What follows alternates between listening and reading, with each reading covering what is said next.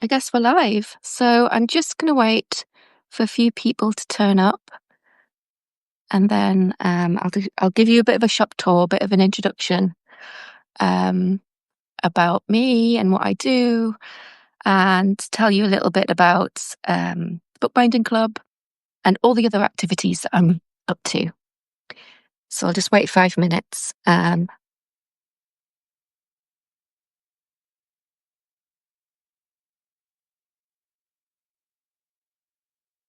Feels really weird not speaking to anyone. This is my first live I've ever done. Never done it on Instagram or anywhere else. I've been too scared. But I feel like Substack's a bit of a quieter space, a safer space to experiment with things like this. So if you've joined, you can write me a message in the comments. You can ask me any questions, and I'll answer them on the live call. And then I will give you a little shop tour.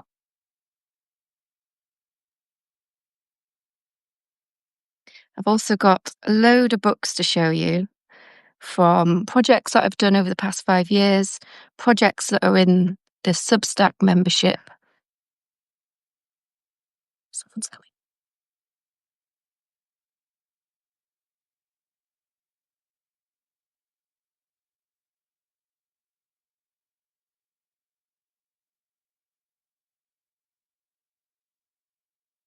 So I share my shop with flat that is upstairs, and so they just come in. So I might just close the door, close the shop while I'm doing this so that we don't get disturbed. But yeah, people just come in all of the time. So let me just go and do that.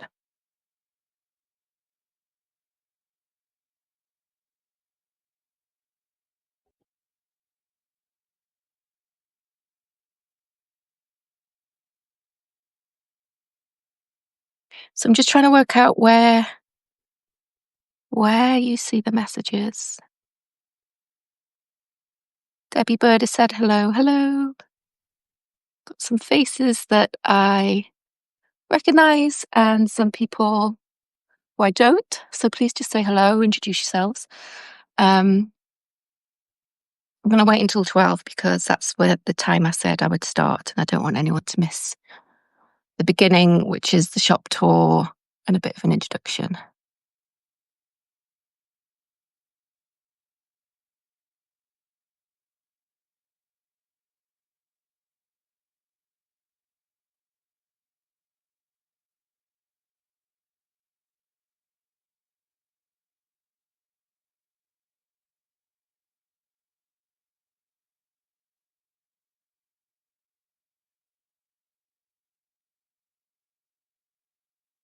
Hi, Debbie. I'm waving, but of course you can't see me. It's so weird that I can't see anyone. So I have done a Zoom before where I could see people and people could interact a little bit. Lives are strange, aren't they? But I hope I can do more of these because it is really nice for you to just put a face to the person who's doing all of these things. And I know I don't show my face too much on the tutorials, so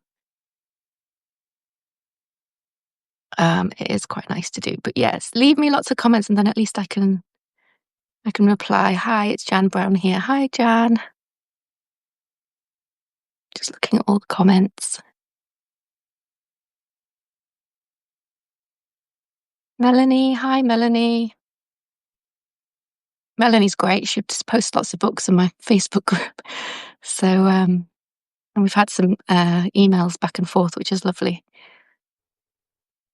Hi, Pauline. This is really exciting because I wasn't sure anyone was going to join. You know, when you do something for the first time and you think, okay, I'm going to go live, but actually no one might turn up. But look, there's 13 of you. I'm so excited. This is great. So for those over the pond, so I'm in the UK, and for those over in America, I realise that it's like 4 a.m. where you are. So I would like to do more where maybe in the evening over here so that you can join the call. I didn't really think about that, but it's the summer holidays here, and I had to do it when the shop was open, when I'm in the shop. Um, the light isn't great like later on in the evening, and for this one I wanted to just show you around the shop.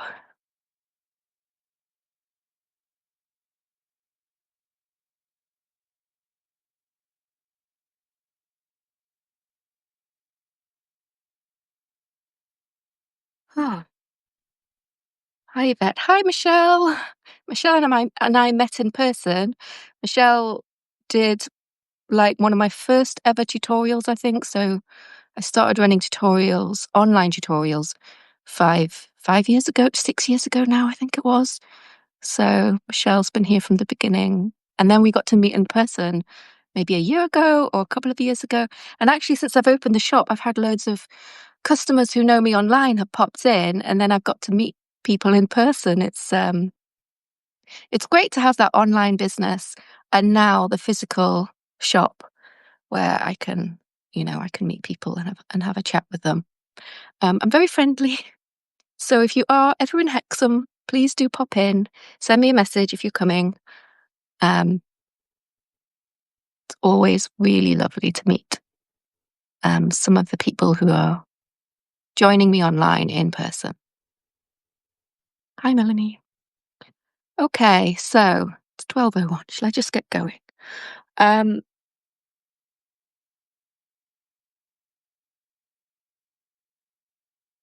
Just reading Michelle's comment. I'm hoping to pop back to Hexham later in the year. Yes, because you haven't been to the shop, have you? We met before I opened the shop. It would be lovely to see you and chat books. Lovely. Right, so I'm just going to get going. So I'll just do a little bit of an introduction for those who don't know me, or if you've followed me a long time, you've probably heard this story. So I won't keep it too long. So I'm a bookbinder and artist. I would say I'm an artist first and then a bookbinder. I kind of fell into bookbinding, but I've been an artist now for nearly 20 years. So I started out making book sculptures I was doing sculpture, but paper sculpture, and I would make these large scale installations out of books. And then when I was making those, I realized I'm like using these books and I'm altering them. And I feel like I really should learn how to make the books as well. So at that time, no one was teaching bookbinding north of London. I live in the northeast of England. But there was a place in Newcastle called the Literary and Philosophical Society. So if you don't know Newcastle, it's an old Victorian library. It's a membership library, but it's stunning. It's sort of like you imagine those really old libraries with old books in. And I believe that they tested the first ever light bulb in this library. So it's right next to the central station in Newcastle if you ever go. But there was a load of old men teaching bookbinding there. Well, they weren't really teaching it. They were mending books. And a few people started to cotton on and say, well, can you teach me how to make a book? And then, so it was a bit of a sort of a secret where you could go in and you could learn how to make a book, but it wasn't really a taught course or anything. So, I mean, I think I spent about 3 months there and I made 2 books by the end because they don't teach you as a class, they teach you individually and they go around and then there's like 50 people there and they're going round individually. So it was great to be able to delve into the world of bookbinding through this process. But then once I'd learned the basics, I am pretty much self-taught and I come from an artist background. So everything I make is a book, but then it's also something extra. So it's like a sculpture or it's incorporating collage or it's like about the structure. And that's what I'm really interested in is all of these structures. And then I got into like actually all these cultures around the world teach bookbinding and they make books and they're all completely different. And each structure is a book, but it's like a different way of doing it depending on the resources they had at the time. The bindings that they had, so in the club we learned about accordion books a couple of months ago, and accordion books come from China, but then it was sort of linked to the accordion screens, and that was an offshoot from scroll books, which were quite hard to manage and handle. So they invented like these folding books, and it all comes from China. And then there's loads of offshoots of accordion books, which we delved into a little bit. So that's where my interest in bookbinding lies. But I'm still very much an artist as well. So I opened this shop about 10 months ago now. So it's coming up to my first year, which is really exciting. And initially I thought I would run physical workshops here, but it's actually quite a small shop.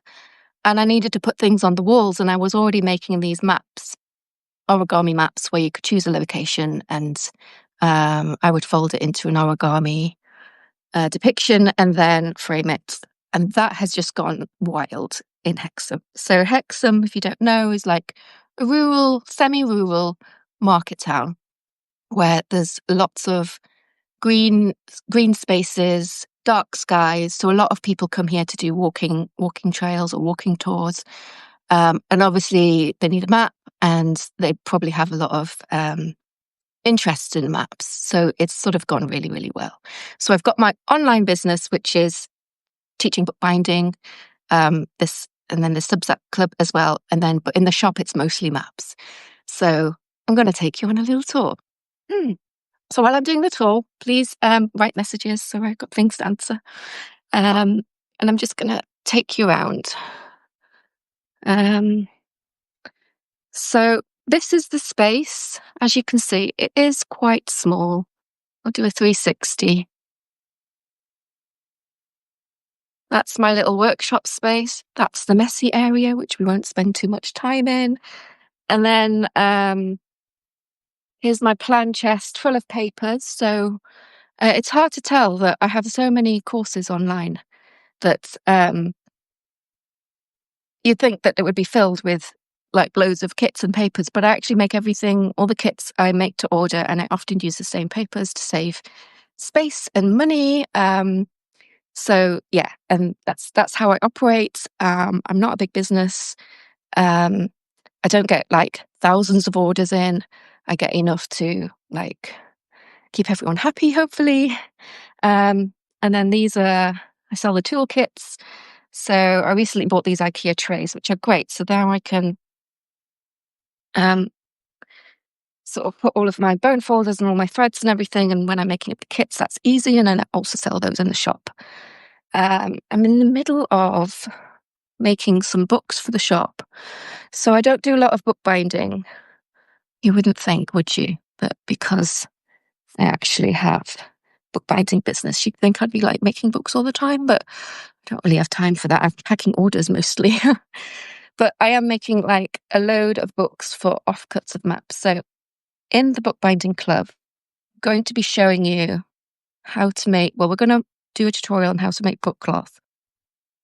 And then I'm also going to show you how to make, like, turn nice papers. So it might be decorative paper like this, or because I had a lot of offcuts of maps, I'm making lots of map books. And because the shop is very much about, like, people come here for the origami maps. I'll show you the origami maps in a minute. But I've made a load of these covers where I've just backed it with card. I've put a strip of book cloth here, and I'm going to do a little tutorial on how to make those. So I was constructing these yesterday, and then they're just going to be like little notebooks. So I've got ones of different locations. And yeah, so because part of the having the shop is obviously I'm doing the big maps, I'm doing the kits. I want to have like little stocking fillery type things, small objects that people come in. If they're not going to commission a map, they might just buy a little notebook or something. That's my plan. I'm also going to do a load of boxes. So I stock these papers. I've got more in the drawer. So I sell them by the sheet in the shop. Unfortunately, I can't post these out because I've looked into posting out in tubes. It's really expensive with the postage. So I only sell those individual sheets in the shop.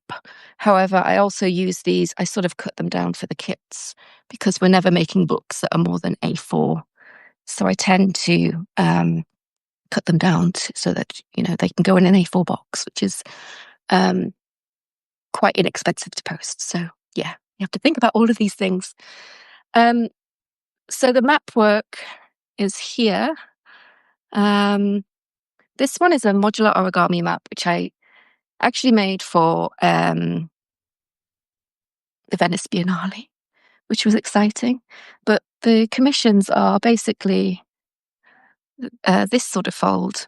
And then you've got different sizes. So I've got like a mini, medium, and the large ones are outside. So I'll just take you outside so you can see the outside of the shop.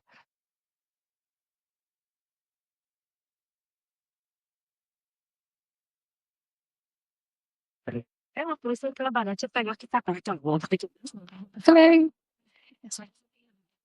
Okay. So there's my, so you can see it. The shop there. And these are the maps. Hello.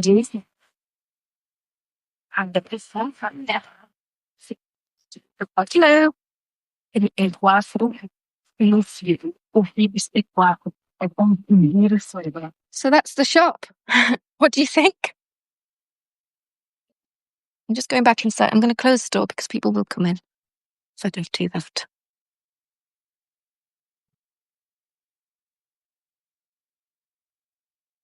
Okay, so that's the shop. And here's where I pack all your kits. I devise all of our projects. And I was filming at home because sometimes the street can get quite noisy. But I've switched to filming in here on Mondays generally because it's a market town. Most of Hexham's shut, so I can do it on Mondays. Just reading Michelle's comment. It's fabulous. If it's so good to see your dream become a reality. You know what it is? I never imagined opening a shop. I'd always had studios. As an artist, that's kind of what you end up doing. You have a studio, but then you have to go out and generate income to pay for that studio. And this shop fell into my lap. I liked the idea of a shop, but it was always a bit of a pipe dream. And then popped in to see the artist who was in here before, who actually also does map art, but she designed her own map. She was doing so well here, she moved to a bigger space in the town. And then I went in to see her because I was doing this co-working for artists day at the local art centre. And I wanted to invite her along. And she said, actually, I've just given my notice. It's available now if you want it. And within 20 minutes, I'd taken the shop. It was one of those things where I always say, like, you get your biggest success when you take a risk. Like, if you stay within what you feel is safe, you're probably going to stay within that income, or you're going to stay within, those sorts of exhibitions or those sorts of opportunities. And it's the big, scary risks that when you take those, and I've taken these a few times in my life. I mean, one of the first times was taking on a studio, going from working in my spare room to taking on a studio and then worrying about how am I going to make that studio rent? I've got to make that rent and then make an income. It's a really big, scary thing to do when you're starting out as an artist. So that was like the first risk. And there were definitely times where I took the studio, I was doing well, but then I had some months where I wasn't doing well and I left the studio and worked from home. But I never, ever regret taking on a studio, because one of the things that you don't think about, you're thinking about, okay, I've got to make the rent. But you're going to generate income from that by collaboration with other artists in the studio. So there's always opportunities there. And I remember being in one studio group in the Oosburn in Newcastle, big creative quarter. So Hexham is a great art town, but it's not quite established. There's no studios here. But Newcastle, it was really established. So I went in and there was a writer on my floor and there was a ceramic artist on my floor. And we got a commission where they wanted a writer, a paper artist and a ceramicist. We got like this 6-month commission out of it because they contacted the studio looking for 3 artists. Now, if I hadn't have been in that space, I wouldn't have got that commission. So yeah, taking a risk. And then taking a risk with with the shop, which is a lot more rent than a studio. But what I didn't consider was actually it can generate income just by being open. And that's what it's done. So it's been great. I'm just going to read some of the comments now. It's fabulous. Thank you. You shot looks so warm and inviting. Yeah, so thank you for that. It is, but it's always a bit of a mess. So my little work area, because I'm like, it's quite a quiet street, so I'm not super busy, but that works for me because I've got kits to pack and I've got the online orders and I kind of just want to get down and do them. Whereas if I was in a busy street, like I would just be, I would find that really overwhelming. So I wanted the quiet streets. So it's busy on, weekends, and I'm finding it's really busy on Mondays and Tuesdays. Actually, I do open the odd Monday and Tuesday. But yes, it's generally because I work here, it's quite messy. But the only person who's complained about that's me. Whereas people come in and they quite like to see the working behind. It's not like this pristine shop full of maps and paper. Yeah, I haven't shown you the maps. Oh my goodness. So over the years, I've collected all the maps. So I had a work experience person and he catalogued all these maps, and now I can find a location. So someone comes in and I get and they choose a map and they choose a frame, and that's all they need to do. And then, I go away, and these are all European maps. These are world maps over here. These are ones I need to sort, or ones I've cut into that I'm going to use for books. And then I've got another drawer. I love the maps, which I didn't know how to categorize because they were like all quite old.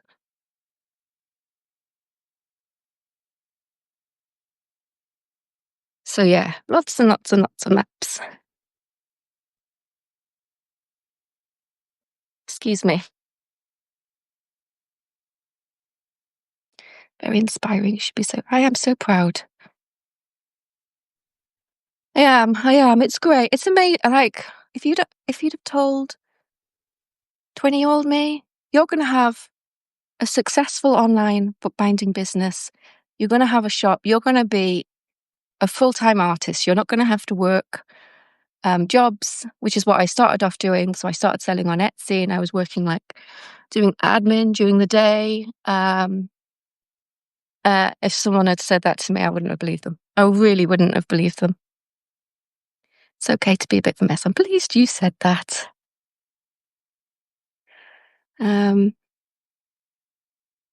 Pauline, I used to work as a cartographer. Did you really? Oh my gosh. It's nice seeing. If you've got any to send me, let me know. Oh, I love that. Oh, I've got some beautiful sea maps. There was a gentleman came in and he worked on the ships or the oil rigs, and he brought in a couple of maps and he said, if you want any more, just have them. But they're so beautiful, I don't want to cut them up. They're really nice. I might try and get them out in a minute. Oh, I've frozen. Oh dear. Can you hear me now? I think it's because I went outside. If you could just send a message to see if you can hear me. I'll send a message. Can you hear me? Yes, can hear. Okay, phew. Right, so I thought I might get into the bookbinding club. So I don't know, I've made this. Oh, thanks everyone. I don't know how to get back. Okay, there we go. Phew. I think it's because I went outside and I might have lost connection when I showed you the outside of the shop. But as far as I can see, I'm still on Wi-Fi and everything. Okay, so I think a lot of you here are in the bookbinding club. If you're not, can you just put a little star in the message? I just want to know if I'm, who I'm speaking to and if I need to explain a few things. But I think I'm just going to show you some books. So I've got a mixture of books to share, which I've made online. So The difference with online, I'll explain, is I've got a website. I've been teaching self-paced tutorials. So you just buy the tutorial, you've got it forever, and they're pre-recorded. So it's not a live Zoom or anything. It's pre-recorded. You can go back as many times as you want to make each project. Then I thought that was doing really well. And then I've got quite a lot of return visitors, return sort of customers who, some people, hi, Michelle, buy everything, nearly everything. And I kind of I thought it would be really nice to do a subscription, which is a lot more affordable for those who are coming back and wanting something every month or wanting a group of people to connect with. For various reasons, you might be isolated, you might be at home a lot, you might be experiencing grief, you might need a project, you might be retired recently and you just want to be part of a community, but you want to learn a new skill. So that was the number one thinking of the subscription model. The other thinking was that I wanted a place to pool all resources of bookbinding. So where you buy paper, what is grain direction, rather than putting them all in the individual courses. I just wanted sort of a place where all of that stuff can live. So I'm slowly building Substack as a way to refer back to, and you've just got everything you need. And if you go into the Culture of Bookbinding Substack, you'll have, I think I might put it up, a resources list or something. I'll find out what it is and send it round. Or it might say A to Z of bookbinding. And I'm going to put in just literally everything I can think about that you would need to get started in bookbinding. And then obviously, if you want to share any resources as well, I can add that. So this is going to be a space that you're going to be able to get all of your knowledge, everything, and it's just all there. So that was the thinking. And then the other thing was, as a personal project, I wanted to, so I've been talking about how different cultures make books. I wanted to learn myself and share bookbinding structures from all over the world. And I'm on a mission to learn 100, and I've done about 50 now. So, but on a slower pace, so month by month. So what we've been doing is we've been learning a structure 1 month and the history of it, and the next month has been a challenge month. And I'm going to mix that up a little bit from September, where I wanted to put together a bit of a stitch library, where once you've learned your pamphlet stitch, and then moved on to something like buttonhole and then Coptic, I kind of wanted to put a little library together of all of those bindings in one go, in one project. So I haven't done it yet, but this is a book which I made a while ago, which is long stitch, but then it's sort of twisted around. And there's literally 100 types of this binding. So that's just one binding. And then another one might be your Japanese stab binding. And another one might be Coptic, and then French link. Actually, I'll just get a sculpture. So just to show you, this is an old piece, but to show you the binding, that is French link. So once you learn Coptic, and all of these will be exposed binding. So it's sort of like a little library for you to go back to and just say, don't keep them as a little set of books so that you can refer back to, and okay, I'm going to do this one, and this one worked well for this structure and all of that. Yeah, so that's the plan. So from September, we're going to start the stitch library, which is, at the minute I've got 6 bindings, but there might be more, because the other thing is I want to make a little box for it to go in. So box making is a big part of bookbinding. And what you do is you make your books, and then you measure your box around it. So I always start with the books first.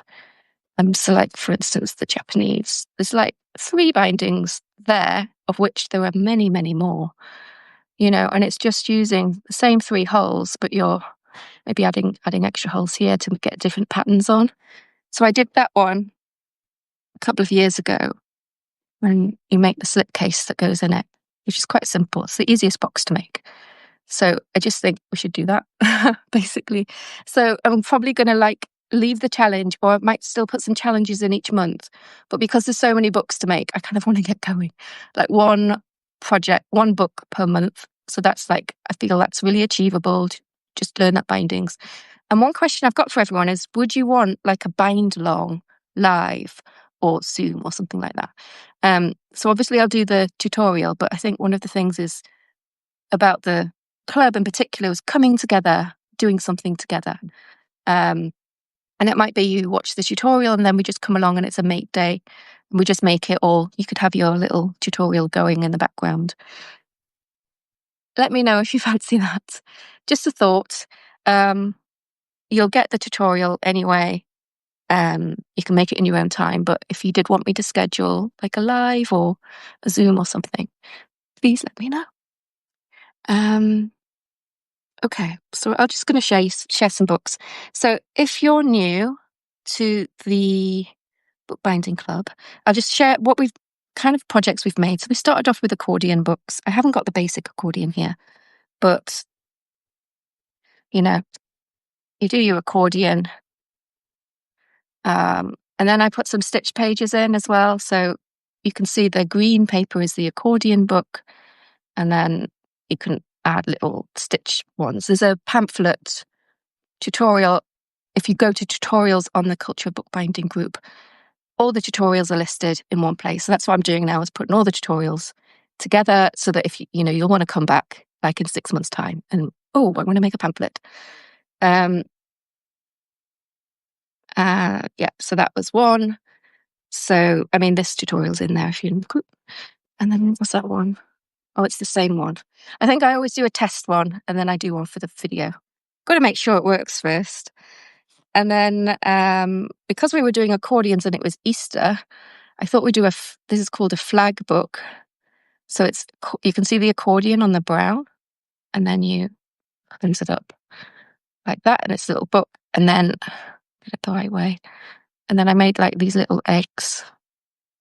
And this is like a quote from a song that I was listening to at the time. Love Me All Over Again by Tongue. If you haven't come across them, I love them. The folk band.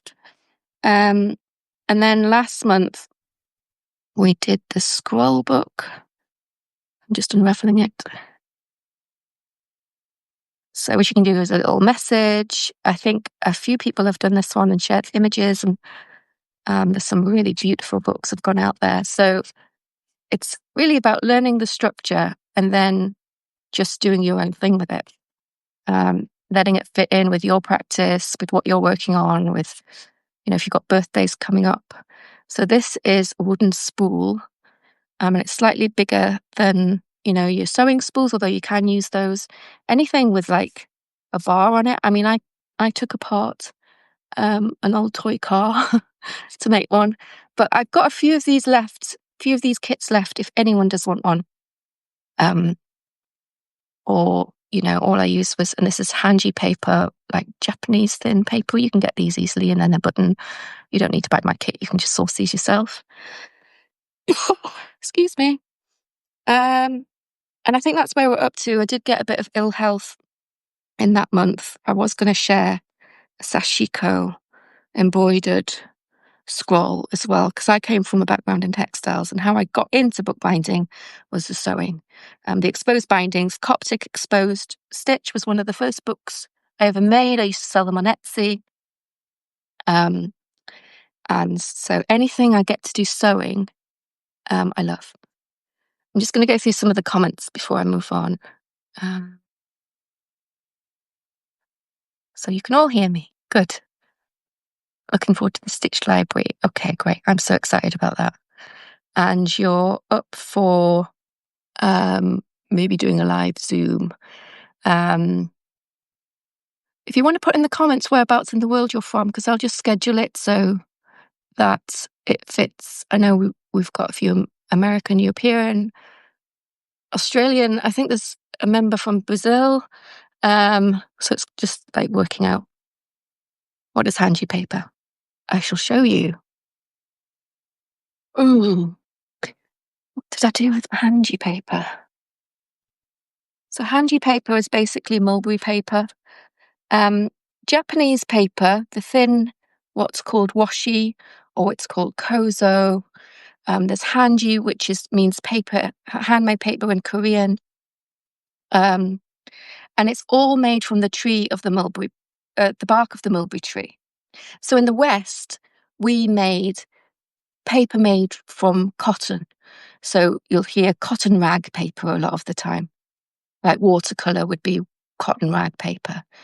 And the way that it's beaten together and chopped up, the fibers are really small in cotton paper. Whereas in the East, mulberry paper are like long, very strong strips of the bark, which are sort of shredded, but the fibers are really long. So even though it looks very thin, it's actually a very strong paper. And it is one I love to use. Obviously, I've named the shop Hanji, bringing in my Korean heritage. Now, I did buy some for the scrollbook kits, and I found them recently, and I was like, oh, I'll keep that aside. One sec.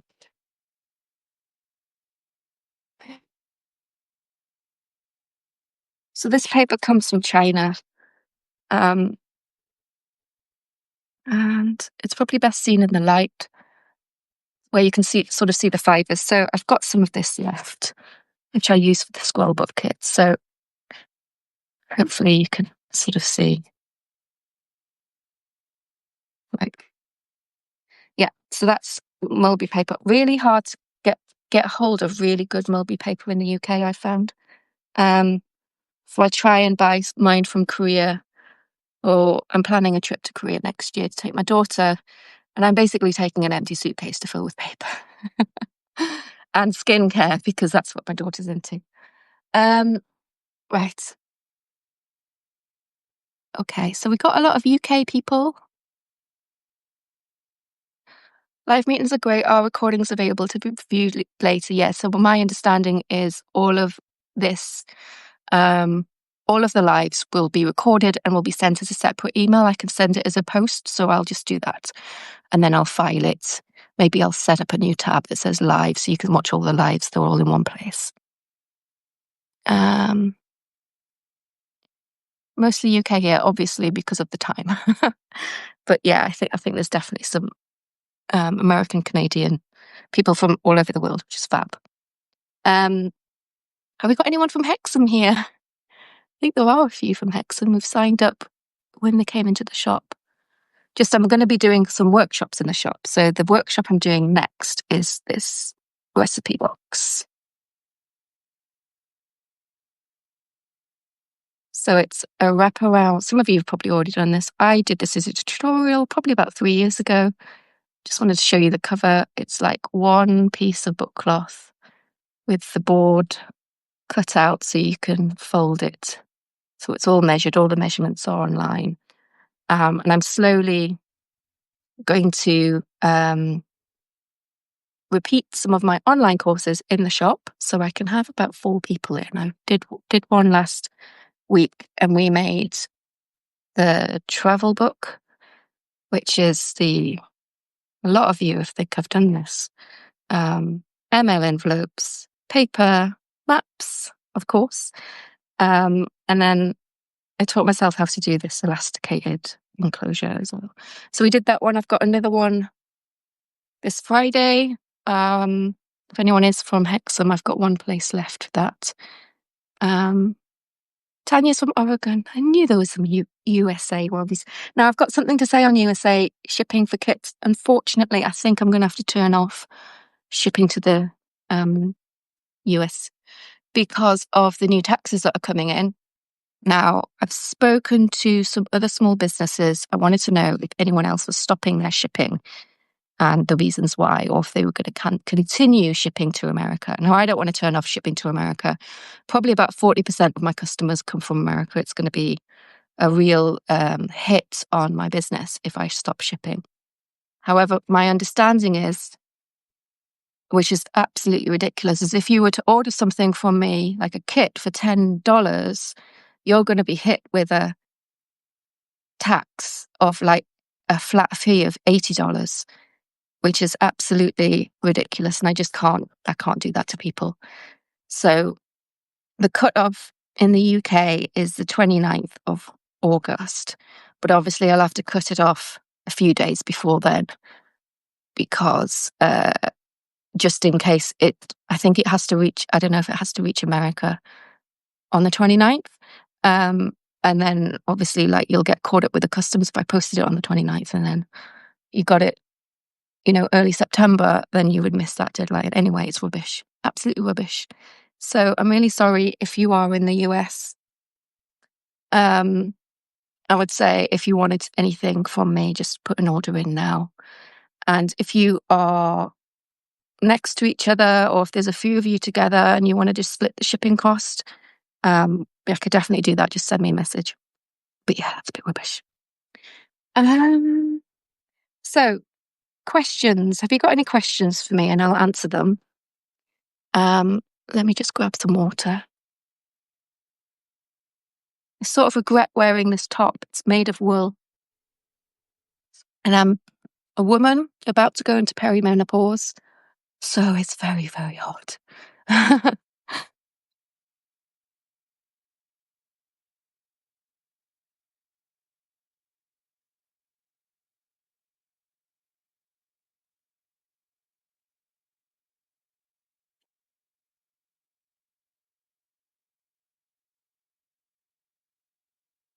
I'll show you some books I'm working on at the minute. Did I show you these? I might have shown you them. I think I did.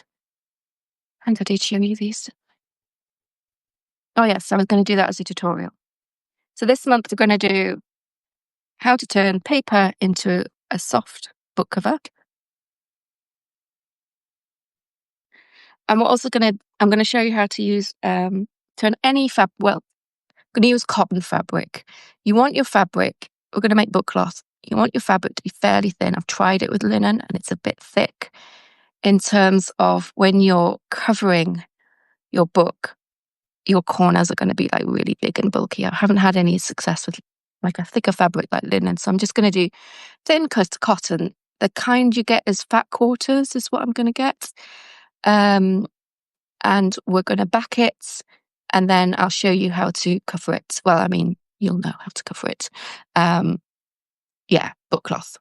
A lot of people have been asking me for years and I haven't done one and it's just silly. How dare I?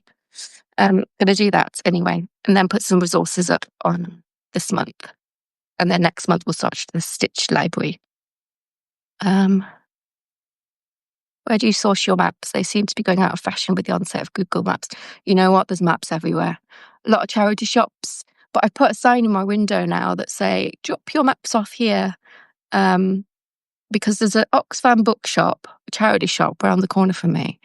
And they have the most amazing supply of maps. I don't know where they get them from. They must bulk buy them from somewhere. And I kind of want to be the place where people drop their maps into. So a lot of customers have actually sent me a box of maps. They didn't even want me to pay postage. They just wanted them, used. So, and I will never turn down a box of maps, sort of ever. It did get to the point where I had too many maps, but someone comes in and I have said anywhere in the world, and I haven't been stumped yet, and someone wants ordered to see. So, yeah. And I'm actually looking for Greek maps. Don't have any Greek maps. I'm looking for Macclesfield and Wilmslow, if anyone has those. But yeah, I just buy them from charity shops. Or if it is a location and they need it for like a birthday or a wedding gift, I will just buy a new one. And then on the Ordnance Survey website, if they want a particular location, like sometimes with your maps, your location is right in the corner of the map. On Ordnance Survey, you can type in any postcode or coordinates and they'll print a map with that in the middle. So on a few occasions, I'll do that. But I try not to do that because it's more costly. Do you iron your maps if the crease falls in the wrong place for your books? No, I don't. I don't iron them. So I can show you one here. I don't know if you can see. You can see there's a crease down here. Basically, when you wet your paper, it's sort of like ironing it because you can get a lot of the creases out with that. But I always when I was doing my master's, I was playing around with like fabric and paper. And I really liked when you crease a piece of paper, it sort of like creates this memory that you can't get rid of. Whereas with fabric, you can just iron it out. But I quite like that memory is still through that, this map had a life before me. Who used it? Where did it exist?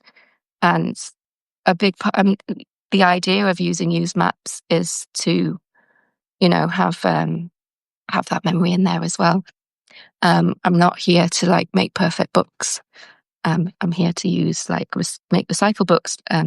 You know, thing objects, I suppose, that would normally be thrown away. I'm sort of giving them a new lease of life.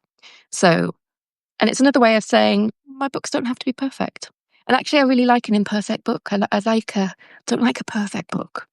So, and the whole thing about being a bookbinder is you've got to make this perfect book. But the whole thing about doing it, these DIY projects, is not to worry about that, and just don't let that stop you from actually doing the making. All these barriers. For years, I wouldn't do books because I couldn't get my edges perfectly straight. Like the book block when you cut them, and they were a bit jagged, and it really bothered me. And I was like, I can't really sell books because the edges aren't straight. And then I realized that was stopping me making books. So I'm just looking at the comments. I went on a tour with Ordnance Printers Survey once. Oh my God. I want to do that. I have had some cartographers in. There was a lovely gentleman who came in. He said he used to work for Ordnance Survey and he commissioned 2 maps. So I always worry, like, am I allowed to do this with the maps? But I think, yeah, they are going out.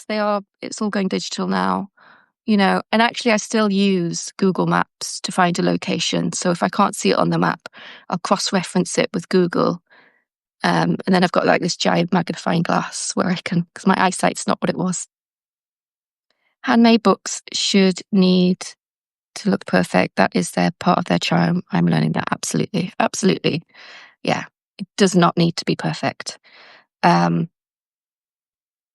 And you can make a book any way. And you don't have to follow these guides either. So we talk about, how to make flat covers, the grain direction. That is really for archival books that are going to last 100 years. But if you're making a handmade book and your paper, the grain direction is the wrong way, it will affect the book in the long term. So I would sort of try and get it right. But if it's going to stop you making a book, just don't worry about it. Just get that book made.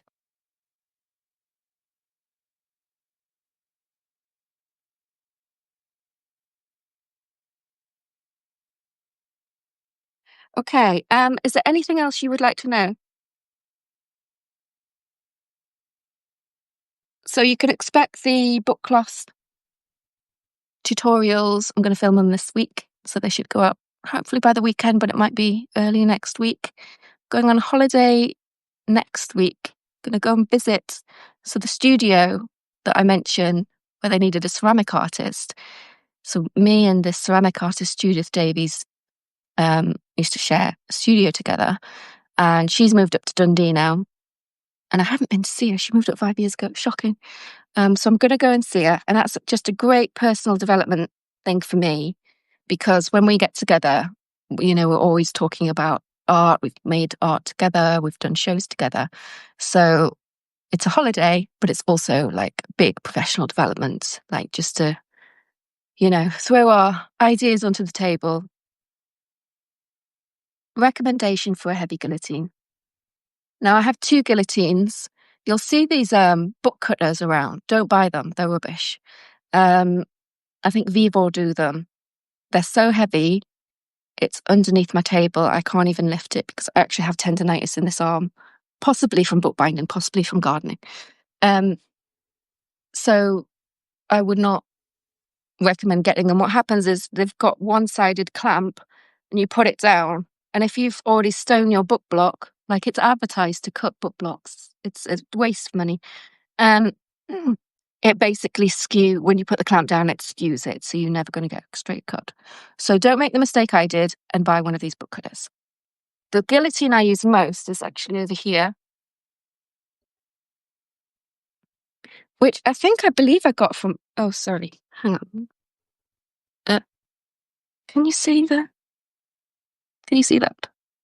That, I can't tell. Sorry, I've got a tripod on. Right, it's called the Dali 534. It's German make. DAHLE. I'll just write it down in the comments. It's the one I use most if you're making, like, I don't make a book bigger than A5, so it's perfect for that. Just typing it in.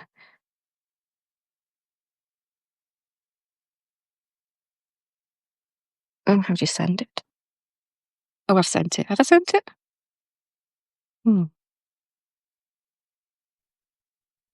Yes, I've sent it. Oh, goodness. New to all of this technology. So that's it there. It's really good. Heavy duty, cuts bookboard. You just need something that will cut bookboard. I use 2mm bookboard and it cuts that. And then it can cut signatures as well. So, like, it won't cut. This has got like 10 pages and it's quite thick, but it would cut like half of that. So what I tend to do now is before I sew a book block together, I'll cut the signatures to the same length, whatever width I need, and then I'll sew it together. That's a really neat trick to get around, like if you don't want to scalpel it, or if you don't have like a heavy duty, a lot of the big bookbinders use a laser cutter, but they're like £4,000. I can't afford one of those. One day I might. I would love one of those, but I actually don't have the space either because they're massive. The other thing that I've got, which is here, which you can't really tell, so this wooden thing is a book plough. So it's those traditional ploughs where in traditional bookbinding you would clamp your book like this with clamps here, and then you would have this other contraption with a blade on it, and then you would slice through. Now, I got this from a retired bookbinder in Hexham, but I haven't got the blades, so I need to get blades, and then I'll be able to like make perfect spines like this. I'll show you a book that's made that way.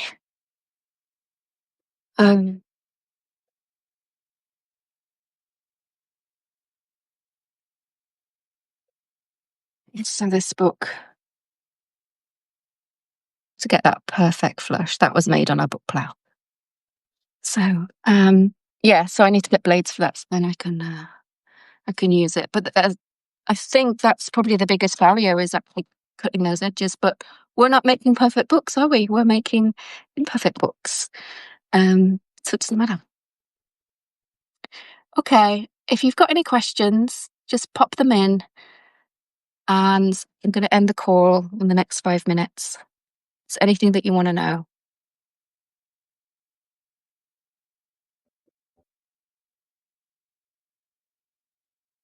Get some lunch. I'm hungry. What's everyone having for lunch? Or have you had your lunch? Our books are made with love. Yes, absolutely. Is there anything that you want to learn that I haven't put out yet? Like, we're going to do the Stitch Library, but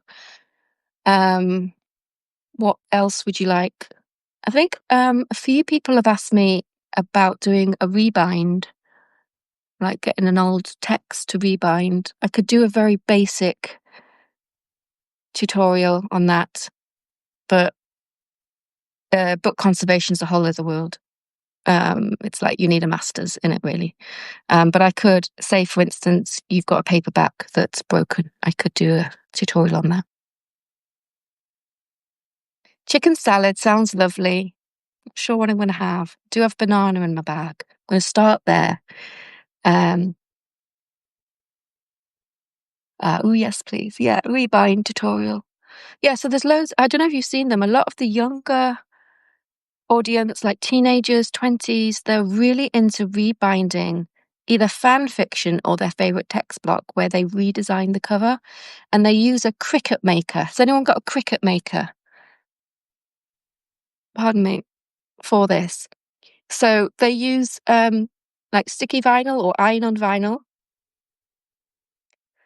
And to remake the cover, so they'll design it themselves. So it might be Twilight, for instance, and they'll do their own illustration. They'll put it through the Cricut Maker and they'll attach it to the book cover.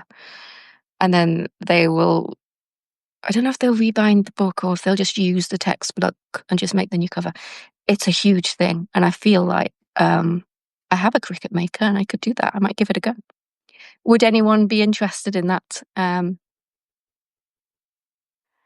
Looking forward to more classes and anything related to books. Great. I'll just carry on then. I'll just carry on as I am because I don't feel like I've touched the size of all the bindings there are out there. I mean, you've seen some of my origami books, but there are so many more. There are so many more that we can do. You've got a silhouette. Great. Yeah. So I think I could do like a basic design that people could copy and download, but it might be, maybe I could share my method of doing the illustration. I don't know what I'll do. We'll see. The other thing that I quite like to do is I like to use old book covers and then make a notebook out of them. So I'll cut off the book and then put a new book in, if anyone fancies that. I did that needle book one where I embroidered into the cover as well. That was fun. But yeah, I'll just keep coming up with ideas. And if you've got anything that you want to learn, then obviously you can send me an email. Because I never know what I should do next. But I mean, apart from the Stitch Library, which we're going to do. Yeah, that's going to take the next 6 months of my life. Oh, we've got new people joining. We're about to finish. I think I'll end it there then. If you want me to do another live, I would quite like to. I'd like to do them like maybe once a month as part of the membership. This one is obviously free and everyone can join. But if we get into any of the structures and things, that'll just be to the membership. So please join if you haven't already. Otherwise, I will see you online soon. We'll see you later. Bye.